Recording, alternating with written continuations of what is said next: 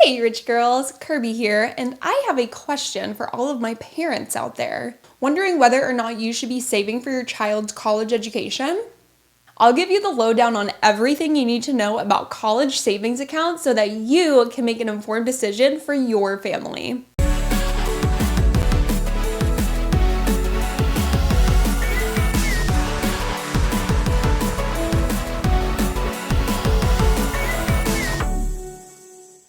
This is a Rich Girl's Guide, where we demystify the world of personal finance to help you create a financially successful and fulfilling life. I'm your host, Kirby Delicano, and I worked in wealth management for over 6 years before leaving the office to focus on my business and my family. In today's episode, I'm going to be focusing on all things college savings. And just to give you an overview, I'll be starting with the basic question, what is a college savings account? Different types of college savings accounts, the pros and cons of these kinds of accounts, and alternatives you can look to if you don't think you want to start a college savings account. I'll end the episode with a frequently asked question section, and these questions were primarily pulled from questions I used to get asked all the time when I worked in wealth management. Full disclosure, I do have college savings accounts for both of my kids. So throughout the episode, I will be giving you some information and stories about how we came to the decision to open these accounts and what led to those decisions.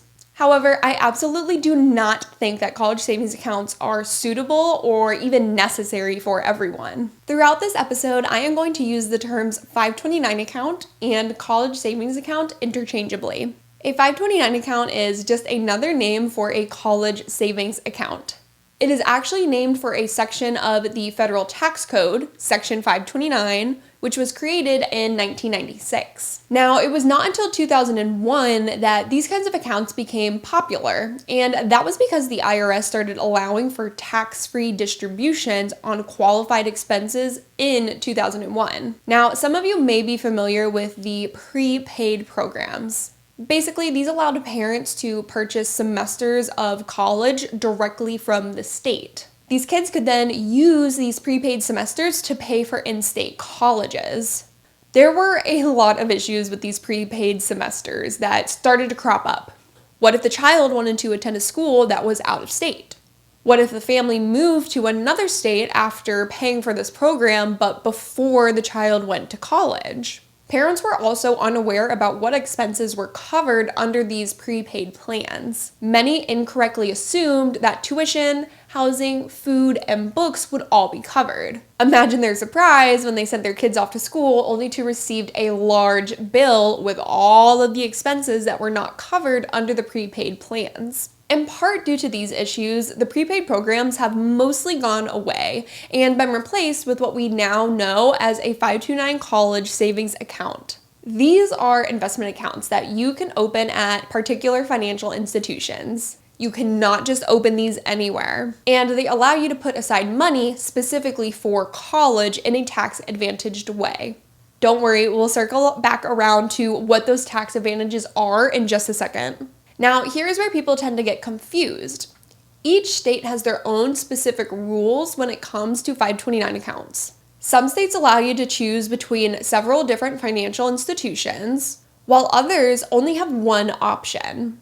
There will be a limited amount of investment options available in any state plan, so having more institutions to choose from is generally better. Some states will allow for state income tax deductions on contributions made into 529 accounts, while others don't. All that to say, opening a Virginia 529 account is going to look a lot different from opening a California 529 account. Just to make it even more confusing, you can open a 529 account in any state. You do not have to live in that state in order to utilize their state plan. The downside to that is you are foregoing any state income tax deductions that might be available in the state that you reside.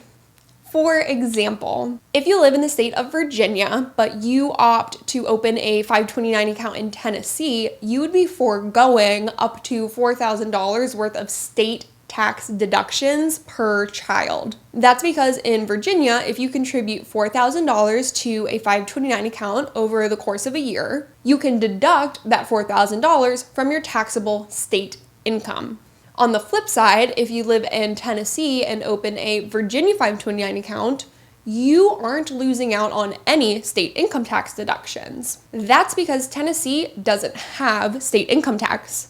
So if you live in one of the 9 states that don't have state income tax, you are in a unique position of being able to open a 529 account in any state without having to worry about losing out on potential tax benefits. I would also argue that the actual investments available to you within each state's plan outweigh any income tax deduction you might receive, which means you very well may want to choose a state plan that is not the state in which you reside. Now, I'm not going to get into any actual investments today. Next week is the part 2 episode, and we will dive into the nitty-gritty of investment choices, how much you should be contributing, and all of that super fun stuff. Last thing about states before we move on. If you open a Virginia 529 account, you do not have to use the money in that account at a Virginia school. As long as you open a regular 529 account, as opposed to a prepaid account, you can use those funds at any college, university, trade, or vocation school across the country. Just make sure the school is eligible. I'll drop a link below that you can use to determine whether or not a school you are looking at is eligible to be paid for by 529 funds. Don't mind me. I'm just popping in real quick to remind you to hit that subscribe button. If you're on YouTube, please hit subscribe. I love you so much, and it will help me to make more content for you. And if you're listening on a podcast platform, please make sure to hit that follow button so you don't miss out on future episodes. Pros of 529 accounts. The big one here is tax-free distributions on qualified expenses. I will go over what is a qualified expense versus a non-qualified expense in the FAQ section in just a few minutes. Similar to a Roth IRA, any money that you put into a 529 account will grow tax-free, meaning any gains or profit on your investments are not taxed. And as long as distributions are used for qualified expenses, the distributions are completely tax-free. This is by far the biggest reason why people choose to open a 529 account as opposed to a normal investment account. We will take an in-depth look at the differences between a 529 account and just a regular run-of-the-mill individual account after we go over the pros and cons. One of my favorite things about 529 accounts is the fact that families have the ability to change the beneficiary on any given account at any time for pretty much any reason. As long as you are related, either by blood or marriage, you are most likely able to change the beneficiary to your family member with no penalty and no taxable consequence.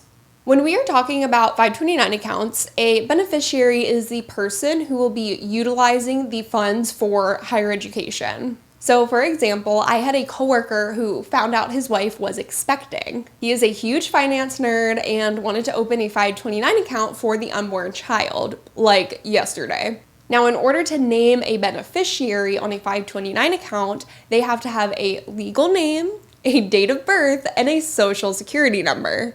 This little nugget was still in mama's belly and had none of those things. So my coworker did what any logical person would do and opened a 529 account with himself listed as the beneficiary. So he was technically listed as the owner and the beneficiary, and that was perfectly fine. You could do that. This allowed the couple to start saving and investing for their child's education before the child was even born. Once the child was born and he received his social security number, that is when the dad changed the beneficiary to his child. Yes, it requires some paperwork, but overall it is a very simple process. Would I recommend doing this? Probably not, but I just find it so funny. A more common example is swapping out siblings. If one sibling decides not to go to college or only uses a portion of their account, you as the owner can move around money between the siblings' accounts as needed. Now, this next pro is one of my absolute favorites. I actually distinctly remember when this news article popped up on the Wall Street Journal, and I proceeded to tell anyone who would listen to me for like the next 2 weeks. I was literally skipping around my office. Skipping. As of this year, 2024, beneficiaries of 529 accounts can roll over up to $35,000 from their 529 account into a Roth IRA. Now, there are some restrictions here. You still have to adhere to the annual limit, which is $7,000 for 2024, and the beneficiary still needs to have earned income in order to roll over funds. Essentially, they can use money from their 529 account to fund a Roth IRA instead of using money from their paycheck. I think this is such an amazing way to start looping young adults into money conversations and teach them about saving for retirement at such a young age. The whole point of a 529 account is to benefit the beneficiary, whoever that may be. And by letting them use some of the money to fund a retirement account of their own is just chef's kiss. In practice, this could mean telling your kid, hey, if you want to work your butt off and get some scholarships and you have $35,000 left in your college savings account by the end of school, you can use that to kickstart your retirement savings. I just think this is an amazing tool, and I hope it helps motivate young people to start saving as soon as possible. So another pro that I'm not gonna lie, it's not my favorite, is the fact that you can use up to $10,000 a year for private school, kindergarten through 12th grade. Now, the reason I say this is not my favorite is because using 529 funds in this manner might not be the most financially beneficial.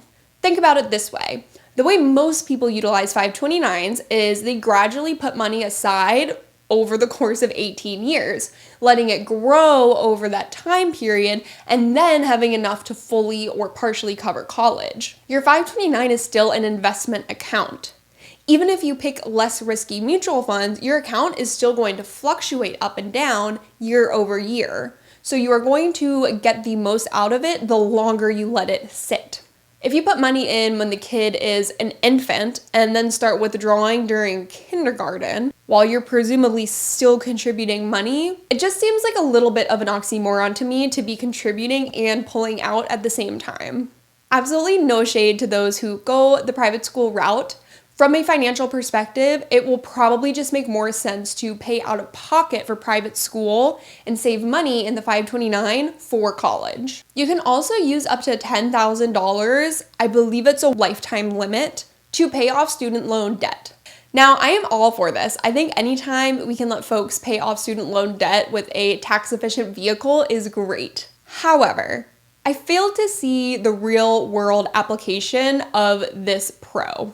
If you have money left over in your 529, is there a scenario where you also have student loans to pay off? Or maybe the idea is like if one sibling used all of their college savings and had to take out some additional loans, but a sibling of theirs still had $10,000 left over in their account, then they could help a sibling out and give them the $10,000 to pay off their loans. I don't know. In my head, it doesn't really make sense in the real world. Please let me know if any of you have a scenario or you've actually used this in real life, because I would love to make it make sense. Finally, like I mentioned earlier, you may receive some kind of taxable deduction on your contributions depending on the state you live in. Now, this information is actually not the easiest to find in one place. So if you're unsure whether or not the state you live in provides a tax deduction, I would just Google it. I do, however, have a good resource for finding out whether or not your state has a good 529 plan option. Now, I had not known about this website before today's episode. It's actually a ranking by Morningstar, and they rank 54 of the top college plans across the US. I stumbled upon this while doing research for this episode, and I'm low-key salty that I had not found this while I was actually working in wealth management. Would have been a lot easier. Regardless, if you are wondering whether or not a specific 529 plan you are looking at is up to snuff, check out the link below. We will dive more into this in part 2 next week, but I did just want to give you guys the link now just in case you wanted to do some research on your own time. Okay, now that we have extensively covered the pros of having a 529 account, let's get into those cons. The biggest con is the fact that you will be taxed and penalized for distributions that are used for non-qualified expenses. Again, I will go over what a qualified expense is versus a non-qualified expense in my FAQ section. Another con is that these plans have very specific rules when it comes to investment choices. There are going to be a small number of allowable funds you can invest in. You can also only make investment changes twice a year, And you cannot just hold cash in your account. While a lot of these rules are put into place to essentially help save investors from themselves, overall it is just very handicapping and can be a bit of a logistical nightmare if you aren't aware of them ahead of time. The last thing I will say is that some investment options are less than ideal. They can be expensive to purchase and have less than stellar returns. However, there are good, solid options that are not super expensive and do have great returns. So don't get scared off by one or two horror stories you see online. Circling back around to individual accounts versus 529 accounts. Let's take a quick look at the differences. If you're unsure whether or not your kid will go to college and utilize a 529 account, you might opt to open a normal individual brokerage account. You can put away as much or as little money into this individual account as you would like. In a 529, technically there are limits on how much you can contribute over the lifetime of the account. However, the limits are insanely high. These limits are placed by the state, meaning if you open a Virginia 529 account versus a California 529 account, you will have different contribution limits. For example, the lowest limit is $235,000 per beneficiary if you open a 529 in Georgia or Mississippi. Now, if you open a 529 in California, however, that limit increases to $529,000.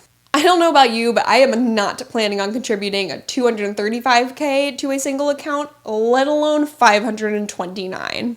Remember, these limits are only applied to your contributions, not the total account value. If you contribute $100,000 to an account and it grows to $300,000, you can still contribute an additional $135,000 in those low limit states.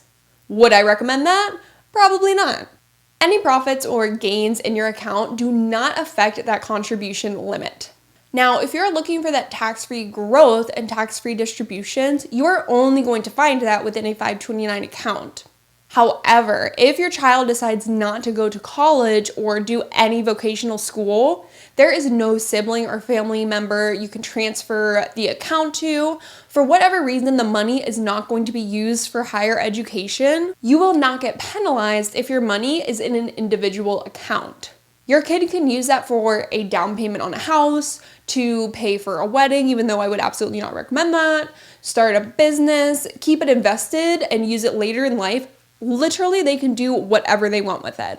The big thing to keep in mind here is that whoever the account owner is, and if you've been contributing since they were a kid, it's probably you are going to be on the hook for any taxes. For example, Julia is your daughter, and she has an amazing idea for a startup. Instead of going to school, she wants to use the $100,000 that you have set aside in an individual account to fund this startup.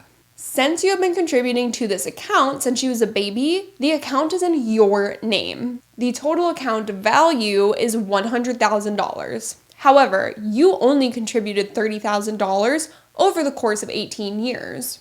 There have been reinvested dividends totaling $10,000 throughout that 18-year period. And since this is an individual account, you had to pay tax on those dividends in the year they were received, even if they were reinvested and stayed within the account. This leaves $60,000 in gains, taxable gains. Since you are the account owner, if you sell all $100,000 worth of your investments, you will have to pay long-term taxable gains at a rate of 20%. 0.2 times 60,000 equals $12,000. So now, instead of $100,000, you have $88,000 to give Julia, assuming you use that $12,000 to cover your tax bill. Let's say instead you had invested that $30,000 into a 529 account. Same scenario. Sweet Julia is an entrepreneur girly, and she's not going to college. How is that $100K taxed and penalized? Since she is withdrawing all of the money for non-qualified expenses, she will have to pay ordinary income tax and a 10% penalty on the $70,000 worth of gains. Note, since the dividends were reinvested within the 529 account, you did not have to pay taxes on those in the year they were received, unlike the previous example. Since taxes have not been paid on that $10,000 and these are withdrawn for non-qualified expenses, you now have to pay ordinary income tax on the full $70,000 worth of gains and pay a 10% penalty on the entire withdrawal amount. If the funds are sent directly to Julia from the 529 account, then Julia is on the hook for paying the ordinary income tax on that $70,000, which might be beneficial since she presumably has little to no income in the current year. This would put her in the 22% tax bracket. And actually, let's math it up right here. Assuming she does not have any other income this year and she's living at home, she would be paying $10,453 in federal income tax, and her effective rate would be 15%. Now, before you get too excited, she will also have to pay an additional 10% penalty on the full $100,000 withdrawal amount, which totals $10,000. So for this example, Julia would owe over $20,000 and get less than $80,000 after taxes, as opposed to $88,000 after tax from the individual account. Last example, let's say Julia does go to college and she needs the full $100,000 to pay for qualified expenses, which will probably pay for like 2 years of school if I'm being honest. As long as the expenses are all qualified expenses, she will have a $0 tax bill and pay $0 in penalties. She can put the full $100,000 towards school, and that's the beauty of a 529 account when used for qualified expenses. Had Julia instead had to use the individual account and she actually did decide to go to school, she would still have to pay all of the same taxes and would end up with $88,000 left after taxes. Real quick, before we get to FAQ, I wanted to share a few tips and tricks I picked up while working with a lot of 529 plans. First, no matter who is helping contribute to a 529 account, the owner on the account should be a parent or legal guardian. I know grandma and grandpa might want to help give money, but there is really no reason for them to be listed as the owners on the account. Honestly, this makes for a logistical nightmare when it comes time for the kids to actually go to school. And God forbid if someone croaks while the kid is in school and no successor owner has been listed. Trust me, whoever is going to be handling tuition payments, college paperwork, etc., should be the owner for everybody's peace of mind. This also goes for the parents. If one parent is going to be the one actually cutting checks to the school, working with the 529 company, they should be the one listed as the account owner. If they need to call the company for any reason, which in my experience is usually the case, the company will only be able to speak with the owner on the account. Again, just another reason why dear old granny should not be listed as the owner. Also, just a little tax tip. Whoever the owner is, if you live in a state that does allow for tax deductions, you as the owner get to claim those tax deductions no matter who actually contributed that money. So if little Jimmy gets checks from, grandma and grandpa, but you as the parent are listed as the owner on the 529 account, you are the one who gets to take that tax deduction.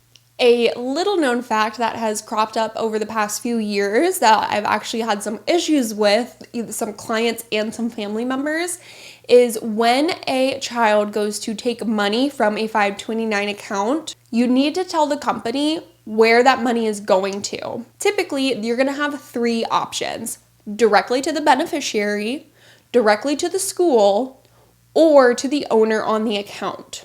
If you can, I would highly recommend sending payment straight to the university or college. This is because whoever receives that money directly, whoever is actually listed out on the check, is going to be the person who gets a tax form with that withdrawal amount.